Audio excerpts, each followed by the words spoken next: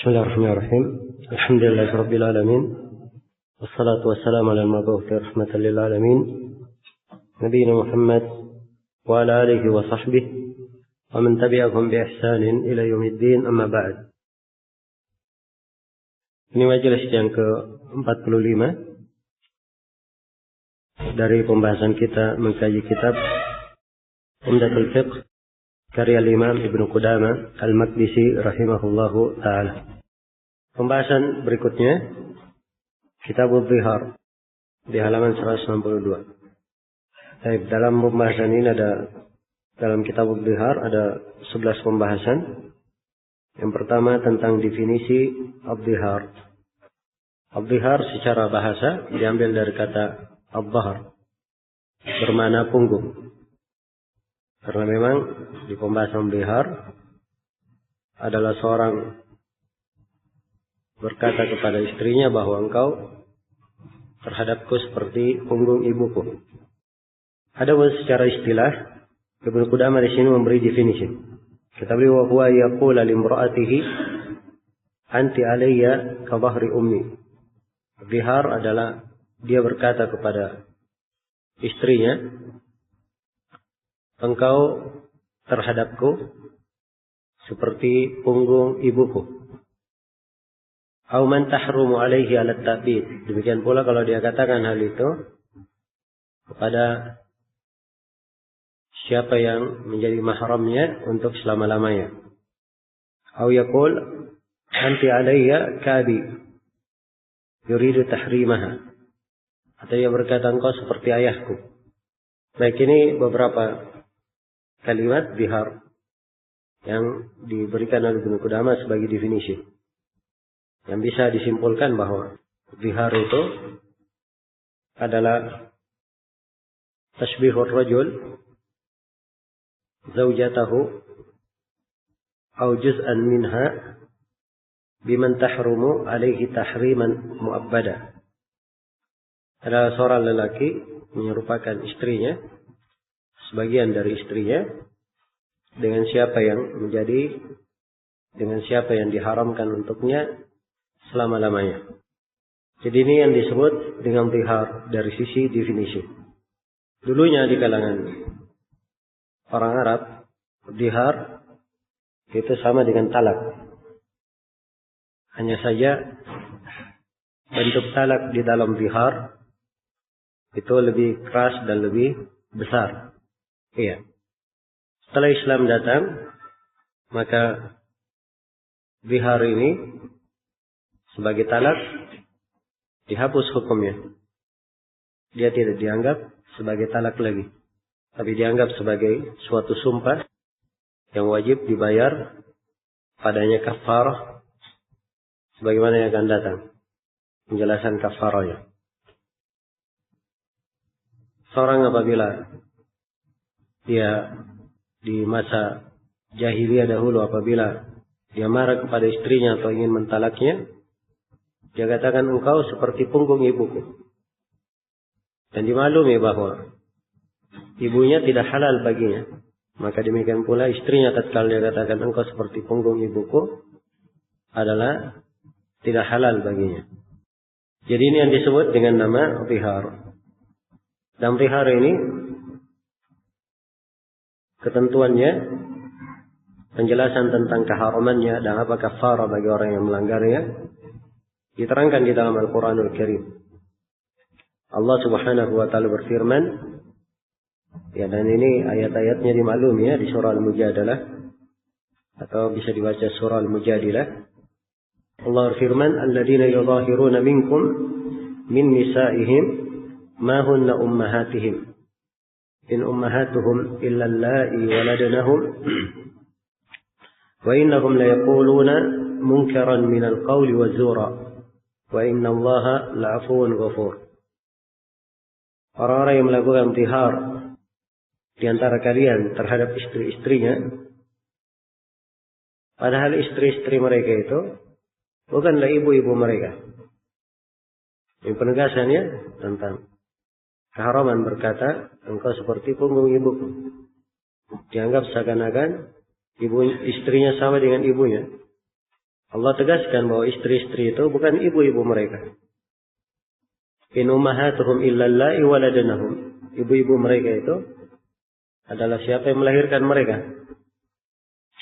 Kemudian Allah nyatakan wa innahum la yaquluna munkaran minal qawli wa zura.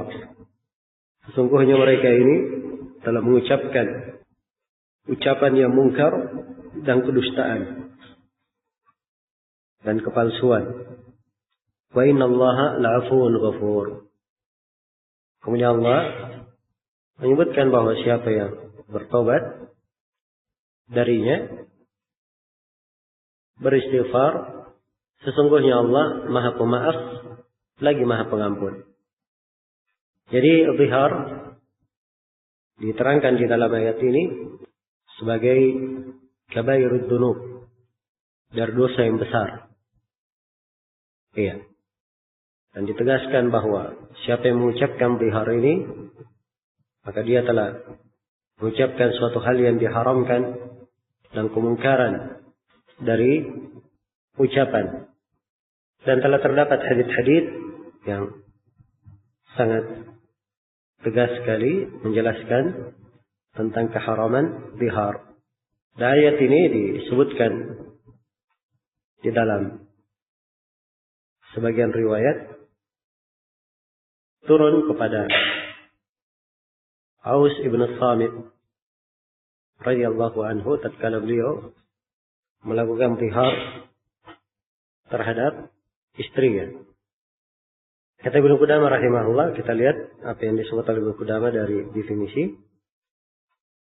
Kata beliau wa huwa yaqul, yaitu dia berkata, anti alayya ka dhahri ummi. Engkau alayya terhadapku. Ya, alayya di sini menunjukkan sumpah ya. Sungguhnya engkau terhadapku. Ka dhahri ummi, seperti punggung ibuku. Seperti punggung ibuku. Nah, jadi kalau pengucapannya dia sebut alayya, ini bentuk ziharnya jelas. Tapi kalau dia hanya bilang anti ka dhahri ummi, tidak ada kata alayya ya, maka ini bentuk tashbih. Mungkin saja mirip dari sisi dia menginginkan kemiripan. Iya. Kalau dia katakan misalnya wajahmu seperti wajah saudaraku, itu juga tidak ada masalah. Sebab memang dia hanya menyebutkan bentuk dari kemiripan secara fisik. Tidak ada bentuk sumpah di dalamnya. Nah, ketika dikatakan anti alayya ka dhahri ummi, engkau terhadapku seperti punggung ibuku. Nah, jadi kalau dia katakan engkau seperti punggung ibuku, ini sama saja.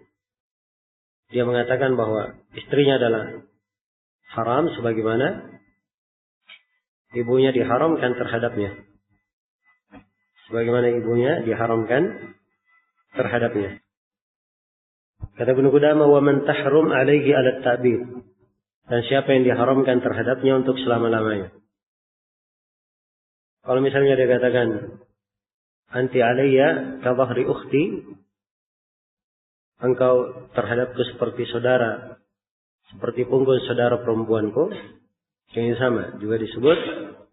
Jadi siapa yang diharamkan terhadapnya untuk menikahinya selama-lamanya, yang telah berlalu bersama kita di pembahasan al-muharramat bin nikah, al-muharramat ala ta'bid, kapan diharamkan terhadapnya selama-lamanya, maka begitu dia tashbih, dia serupakan dengan istrinya, maka ini masuk ke dalam bentuk zihar. Nah, au yaqul anti alayya ka'bi, dia berkata bahwa engkau terhadapku seperti ayahku. Yuridu tahrimaha, dia menginginkan pengharamannya. Maksudnya dia menginginkan, dia katakan engkau seperti ayahku, dia ingin mengharamkan istrinya sama dengan apa? Ayahnya. Cuma ini contoh yang terakhir di sini dari sigo yang terakhir disebut oleh Ibnu Qudamah. Ini pendapat ya, salah satu pendapat. Ada pendapat yang kedua di dalam madhab Imam Ahmad. Dan ini merupakan pendapat jumhurul ulama bahwa itu tidak dihitung sebagai zihar. Tidak dianggap sebagai zihar. Karena zihar itu kaitannya dengan penyerupaan pada hal yang apa yang biasanya dilakukan oleh suami terhadap istrinya. Adapun ini tidak ada hubungannya dengan zihar tersebut. Nah, ini yang lebih kuat bahwa ini tidak dihitung sebagai zihar. Adapun lafaz tahrim, kalau misalnya seorang suami berkata, "Anti alayya haram," engkau terhadapku adalah haram, hanya lafaz tahrim namanya. Sebab Ibnu Qudamah sebut di belakang, yuridu tahrimaha. Iya. Kalau dia berkata, "Anti alayya ka'abi," engkau terhadap seperti ayahku, dia hendak mengharamkan. Dibahasakan oleh beliau sama dengan kalau dia katakan, "Anti alayya haram." Iya. Dan ini telah kita tegaskannya bahwa beda antara dua hal ini. Anti alayya ka'abi ini bukan zihar. Kalau dia berkata anti alayya haram, engkau terhadapku adalah haram, maka ini tergantung kepada niatnya. Kalau dia meniatkan talak, jatuhnya talak. Kalau dia meniatkan zihar, jatuhnya zihar. Kalau dia niatkan sumpah, jatuhnya sumpah. Dan jatuhnya dihitung sebagai apa? Sebagai sumpah. Ini untuk lafaz anti alayya haram. Sebab memang kata anti alayya haram mengandung kemungkinan yang luas. Baik.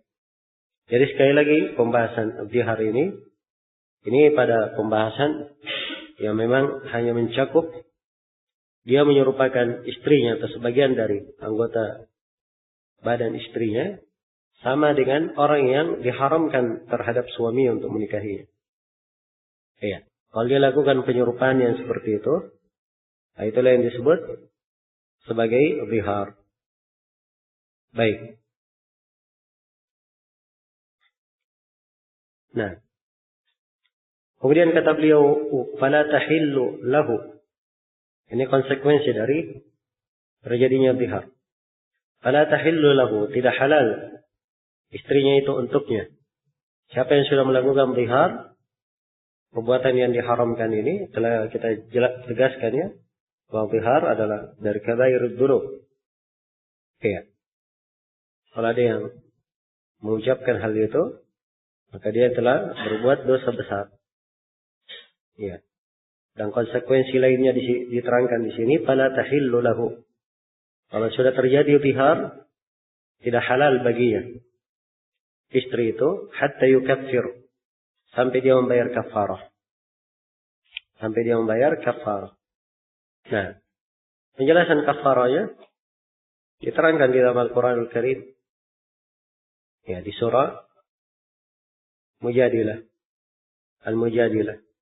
وَالَّذِينَ يُظَاهِرُونَ مِنْ نِسَائِهِمْ ثُمَّ يَعُودُونَ لِمَنْ قَالُوا فَتَحْرِيرُ رَقَبَةٍ مِنْ قَبْلِ أَنْ يَتَمَاسَّا ذَلِكُمْ تُوعَظُونَ بِهِ وَاللَّهُ بِمَا تَعْمَلُونَ خَبِيرٌ فَمَنْ لَمْ يَجِدْ فَصِيَامُ شهرين متتابعين من قبل أن يتماسا فمن لم يستطع فيطعم 60 مسكينا ذلك لتؤمنوا بالله واليوم الآخر وتلك حدود الله وللكافرين عذاب أليم. Nah, ada dua ayat menjelaskan kafarah bagi orang yang melakukan zihar. Iya. Oleh Ibnu Qudamah rahimahullah, setelah beliau terangkan konsekuensinya, la tahillu lahu, tidak halal baginya. Kemudian Ibnu Qudamah terangkan kafarah dari zihar. Hatta yukaffir, sampai dia membayar kafar. Bagaimana kafarahnya? Bitahriri raqabatin min qabli an yatamassa. Yaitu dengan membebaskan seorang budak sebelum keduanya bersentuhan. Sebelum keduanya bersentuhan. Nah, kalimat bersentuhan di sini apa maksudnya? Iya. apakah yang dimaksud adalah hubungan jima atau lebih luas daripada itu, termasuk hubungan intim selain daripada jima. Ini dua pendapat di kalangan ulama. Nah, yang benarnya bahwa yang dimaksud di dalam ayat min qabli ayatamassa adalah hubungan jima. Itu yang tampak dari teks ayat dan juga dalam hadits-hadits yang menjelaskan tentang zihar. Nah, hanya saja di kondisi yang seperti ini, kalau seorang keluar dari silam pendapat itu lebih bagus. Kalau misalnya dia tinggalkan segala hal yang berkaitan dengan istri, ya, jima dan selainnya, maka itu akan lebih selamat dan lebih hati-hati. Baik. Walaupun maksud dari ayat di sini bahwa min qabli ayatamassa, yaitu melakukan hubungan suami istri. Jadi ini kafarah yang pertama, membebaskan seorang budak. Iya. Dan di dalam ayat walladzina yudhahiruna min nisaihim, mereka yang melakukan zihar terhadap istri-istrinya, thumma ya'uduna lima qalu, kemudian mereka kembali melakukan apa yang mereka ucapkan. Maksudnya dia ingin melakukan hubungan suami istri. Iya. Jadi kalau sudah dia zihar, haram dia mendekati istrinya sampai dia bayar kafarah. Nah, hanya disyaratkan bayar kafarah saja, menunjukkan bahwa dengan terjadinya zihar ini tidak terjadi talak. Hanya ada kafarah berkaitan dengan zihar, harus dia bayar. Yang pertama, dia bebaskan seorang budak. Ya, dia bebaskan seorang budak. Nah, jumhurul ulama mensyaratkan pada budak yang dibebaskan adalah seorang budak mukminah yang beriman. Kemudian yang kedua, kalau tidak mampu, faman lam yajid fasiyam syahrayn mutatabi'ain min qabli an yatamassa. Siapa yang tidak mampu, maka hendaknya dia berpuasa 2 bulan berturut-turut sebelum keduanya bersentuhan. Nah, ini potongan dari ayat ya. Ditegaskan lagi sebelum keduanya bersentuhan. Menunjukkan bahwa kafarah ini adalah hal yang wajib didatangkan bagi siapa yang ingin.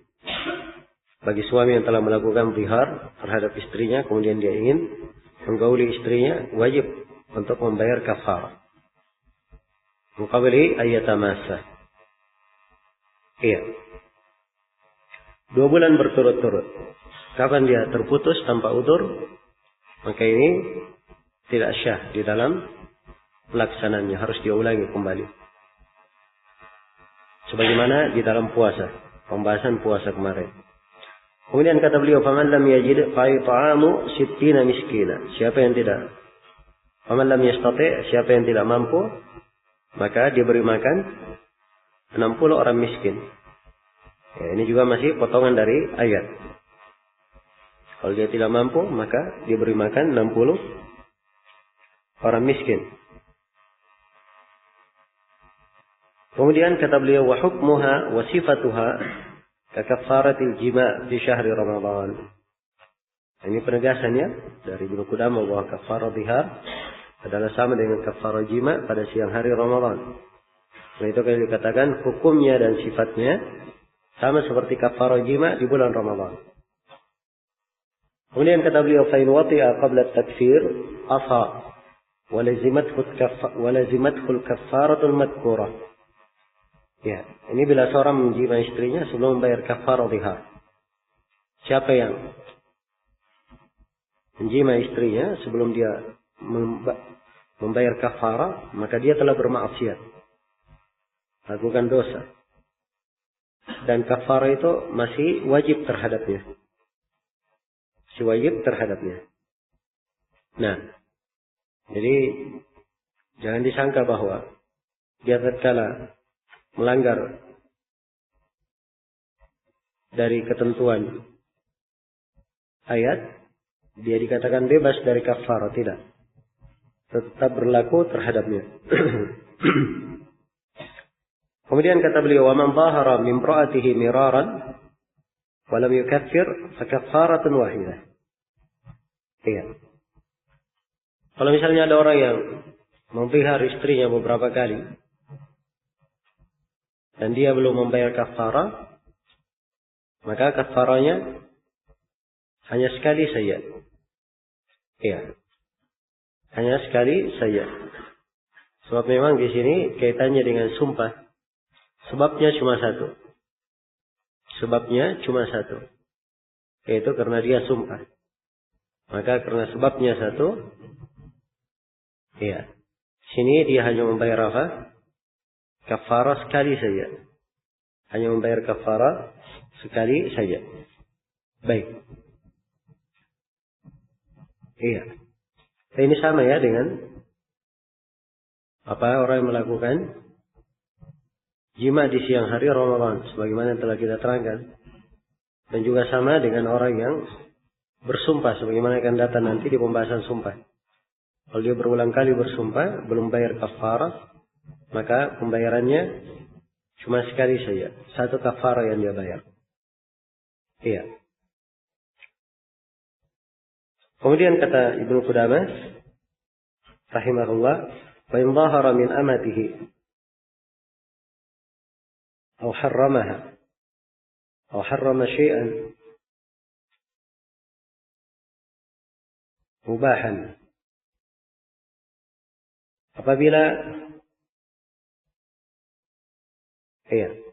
Apabila seorang melakukan zihar terhadap istrinya. Ini ada kalimat yang luput ya di syarah dia ada di sini di buku. Di cetakan lain ada tambahan ya. Setelah man dhahara bi imra'atihi miraran wa lam yukaffir fa kaffaratun wahidah. Di tambahan cetakan lain, wa in dhahara min nisa'ihi bi kalimatin wahidah fa kaffaratun wahidah. Iya. Ini kalau dia memzihar seluruh istrinya dengan satu kalimat. Nah, ini pembahasan yang ke-8 ya. Jadi dia misalnya punya 4 istri. Dia katakan, kalian semuanya seperti punggung ibuku. Iya. Dan dia katakan, antunna alayya ka dhahri ummi. Ini zihar, satu kalimat dia ucapkan untuk beberapa orang istrinya. Maka kafarahnya hanya terhitung sekali saja. Iya. Hanya terhitung sekali saja. Nah, dan ini berdasarkan keputusan Umar bin Khattab radhiyallahu taala anhu tentang kejadian yang seperti itu. Nah, kemudian di tambahan di cetakan lain, wa in dhahara minhunna bi kalimatin fa alayhi kaffaratun li kulli wahidah. Iya. Kalau dia menzihar istri-istrinya dengan beberapa kalimat. Maksudnya setiap istri dia katakan seperti itu. Istri yang pertama dia katakan anti alayya ka dhahri ummi. Istri kedua juga dia katakan anti alayya ka dhahri ummi. Maka di sini dia wajib membayar kafarah untuk setiap kalimat yang dia ucapkan. Karena kalimat yang dia ucapkan di sini berbeda ya. Tidak diucapkan untuk satu orang atau sekaligus beberapa orang. Tapi untuk orang yang berbeda. Keadaannya berbeda. Karena itu dia membayar beberapa kafarah. Baik, jadi kesimpulannya, kalau seorang suami memvihar istrinya beberapa kali dan dia belum bayar kafarah, maka di sini kafarahnya berapa kali? Satu kali saja. Kalau misalnya dia punya 4 istri, sekaligus dia vihar semuanya. Kalian semua terhadapku seperti punggung ibuku. Ini kafarahnya berapa kali? Satu kali saja. Kalau dia punya 2 orang istri, dia katakan pada istri pertama, engkau seperti punggung ibuku. Pada istri yang kedua juga dia berkata, engkau seperti punggung ibuku, terhadapku seperti punggung ibuku. Maka orang yang seperti ini wajib bayar kafar berapa kali? 2 kali. Karena dia ucapkan 2 lafaz. Ada 2 istri yang berbeda. Nah, dan sekiranya ini jelas ya. Kemudian Ibnu Qudamah menjelaskan tentang orang yang memelihara budak perempuannya. Juga tentang suami mengharamkan sesuatu yang dibolehkan baginya. Ya, dan perempuan yang memlihar dan mengharamkan suaminya. Kata beliau, wa in dhahara min amatihi. Kalau seorang melakukan lihar terhadap budak perempuannya. Nah, ya kalau dia melihar budak perempuannya, engkau terhadapku seperti punggung ibuku misalnya, maka ini tidak terhitung lihar. Tidak dianggap lihar. Sebab dia di dalam kondisi ini, ya, tidak dihitung sebagai lihar. Dia hanya mengharamkan apa yang Allah halalkan terhadapnya. Nah itu sumpah yang lihar seperti ini dianggap sumpah yang wajib dibayar kafarah. Dia hanya membayar kafarah sumpah saja. Nah, ini yang pertama ya, dia lihar budak perempuannya. Yang kedua, au harramaha, atau dia tahrim, dia haramkan budak perempuannya. Yang juga hanya terhitung sumpah. Yang ketiga, au harrama syai'an mubahan. Atau dia haramkan sesuatu yang mubah. Iya. Hal yang dibolehkan baginya, dia haramkan terhadapnya. Seperti ketika Nabi SAW mengharamkan terhadap dirinya budak perempuan beliau. Ya Maria Al-Qutbiyah. Al-Qutbiyah. Allah Subhanahu wa taala menegurnya dalam Al-Qur'an. Ya ayuhan nabiyyu lima tuharrimu ma ahallallahu lak. Wahai Nabi, kenapa engkau mengharamkan apa yang Allah halalkan bagimu? Ya, tabtaghi mardata azwajik. Kamu lakukan itu karena mencari keridhaan sebagian istrimu. Allahu Ghafurur Rahim. Allah Maha Pengampun lagi Maha Penyayang. Kemudian Allah perintahkan kepada nabinya, qad faradallahu lakum tahillata aymanikum. Allah telah wajibkan atas kalian untuk menghalalkan sumpah kalian. Maksudnya membayar kafarah, menebus sumpah itu dengan membayar kafarah. Iya. Jadi kalau dia haramkan sesuatu yang mubah, ya, dia haramkan makanan atau dia haramkan istrinya, dia katakan anti alaiya haram, dia hanya menghendaki sumpah, maka di sini dia membayar kafarah sumpah saja. Baik. Au dhaharatil mar'atu min zawjiha wa harramathu. Demikian pula kalau di kondisi seorang perempuan memelihara suaminya. Ya. Nah ini sebaliknya ya. Nah, dalam lihar itu dari sisi ketentuan hukum lihar bayar kafarah hanya berlaku untuk suami saja terhadap istri. Adapun istri terhadap suami tidak ada lihar. Tapi kalau seorang istri bersumpah ya bahwa suaminya misalnya sama dengan punggung ayahnya, tidak halal baginya, berarti ini sama, dia mengharamkan sesuatu yang halal baginya. Dan kewajibannya, si istri yang seperti ini wajib untuk apa?